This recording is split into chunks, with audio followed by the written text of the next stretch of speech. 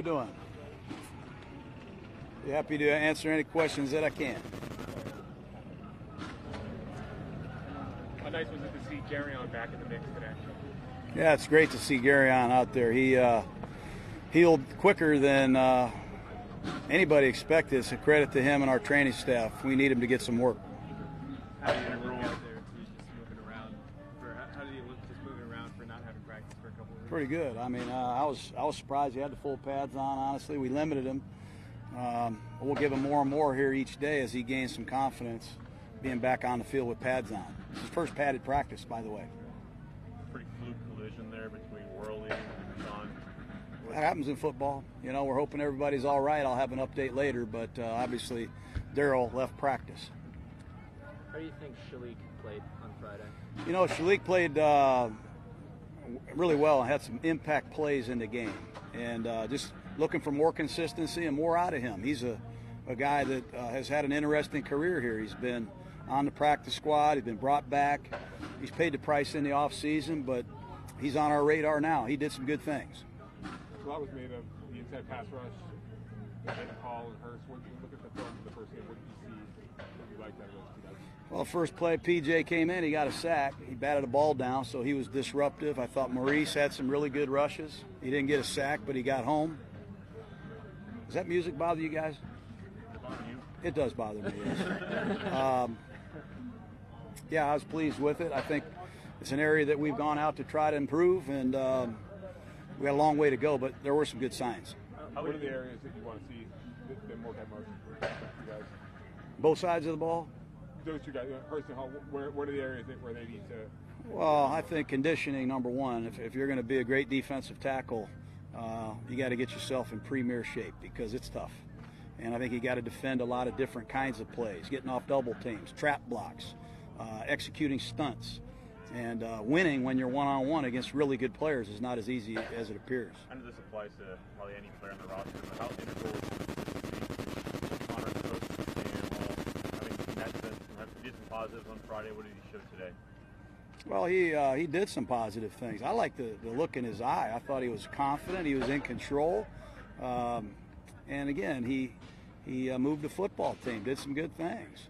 You know, we made it hard on him today, put him in some tough positions. You don't get a chance to read your clippings and celebrate your press conferences for long in this business. So hopefully he got his eyes open today and can learn from this film, but he obviously missed a couple throws we expect him to hit. What did you throw at him today? I'm not going to be specific. How would you describe the back end for between Connor and EJ? You know, Connor has a good day and EJ comes back the next day. Both of them have been really good. I mean, it's hard. You know, they're standing there, and if you can just imagine this, you never know who's going to get called and when. So you're just basically watching practice, trying to keep your mind in it, and you never know if it's going to be Cook or Manuel, and you never know how much you're going to get to play and how long you're going to get to play. So that's part of being a backup quarterback. You get called upon in short notice, and you got to perform. And we're still figuring out who's the number 2 quarterback. How does Silverman look to you on Friday night? How do you feel like he's taking the tackle after not playing? I give him credit. He's played a lot of positions for us. You know, Giacomini's hurt. Brandon Parker's hurt. We needed somebody to come in and step up. He did that. I think he got edged one time on a pass set. But other than that, he did a good job. And I said it a couple times here, you can only keep so many linemen, and you can only have so many linemen available on game day. And he's going to have to play emergency tight end. He's going to have to play emergency guard and tackle. And right now, he's answering the bell in those areas. That almost stepped up to battle for that spot. He's in the mix. You know, I just have high expectations for him. I probably have way too high of expectations for Sharp. And I raised the bar 4 more inches today. Every time he gets close, I seem to raise it too far for him. But I have high expectations for that young man. And we're going to keep pushing him until he gets there. John, is that almost situation where you were upset, I think, was it Connor didn't break the huddle properly? I get mad at it. You know, when you just have a lackluster huddle break, you start becoming like all the other teams that don't huddle anymore. Nobody huddles, nobody communicates anymore. If you watch high school and college, and a lot of the pro teams, they never get in a huddle. But when we get in there, we got to convey a lot of information.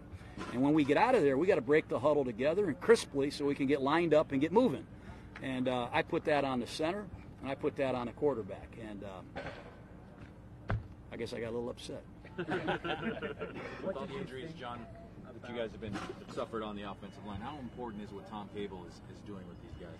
Well, that's what Cable does. I mean, that's what Cable does. He's going to find 5 Cable guys, I call them. And right tackle goes down and somebody steps up. And I think if you look around the league last year, there's one team, only one team that had all their starters available for all 16 games. That was the Rams. I mean, my brother had 20 different combinations. It was ridiculous. So get used to it. You know, we got to get some versatility. We got to be able to adapt on who's up, who's down, and that's why Tom Cable's here. He's a great line coach. How important was that to get him to get him to come back here, then, considering his history that he had here as well? That's great. I think it's you know, I said it when we hired him. I'm as proud of our coaching staff as anybody's in the league. I'll take these guys against anybody. And you know, his history here and his background as a championship coach is certainly going to be beneficial for a lot of us. What did you think about the Carl Joseph hit that was flagged? Did you think that was? You know, I don't want to talk about it anymore. It's, you know, safety. Don't get your head out of there. You know, I'm tired. You know, I didn't like a lot of the calls in the game. I mean, first play of the game, my tight end got thrown on the ground. You know, the next play of the game, we have a 60-yard run called back. I thought there was pass interference on the bomb to Martavis Bryant. I'm not going to stand up here and question every call, but I'm going to do the best I can to make those 3 points. Was Bryant dealing with something today? He's got a headache somewhere. He's in his room. He's got a headache, and hopefully he gets well soon. What do you think about Markel Lee's development? You know, there's a guy that really stepped up, man. He had a great game. He's physical. I think he's more and more of a complete linebacker. He's getting more comfortable in pass coverage. I think he's a presence in the middle of our defense right now, and something that is not going unnoticed with his teammates and coaches. Can he be a 3-down linebacker, you think? That's the goal. That's the goal. It takes a lot of work. He's still a young linebacker. He's learning a new defense, but he's earning more and more looks. You've always had a fondness for big backs and guys that can break tackles, and as you saw some of them from Warren the other night. You bring in Keith Smith who can block. Do you see the nucleus of a team that can thump? I hope so. I mean, that's. I think if you go back to what we said initially, we're going to try to run the ball, and to do that, you got to have the components to do it. You know, we got a blocking tight end. We got 2 blocking tight ends. We got a big fullback. We've got, you know, 2 backs in this league that have gained almost 1,500 yards. And Chris Warren is a good player. And the 2 other guys ran hard, Washington and Richard. So, yeah, I think we will be able to run the ball to some degree, but it's going to be a team thing.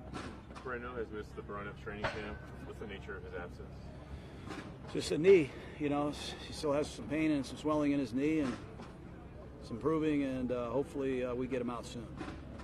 Last time we spoke, you said you were still evaluating Melifonwu's situation. Is there any updates on that? He's still injured, still being evaluated. He's being looked at. I don't have anything official. He's still being evaluated. 2 more guys after the weekend off and coming in today. Is Penn closer? Where do you think Penn is? Don't know that either. Be an ongoing process. We'll just update you when we know something. How do you feel about how you came out of the game injury-wise?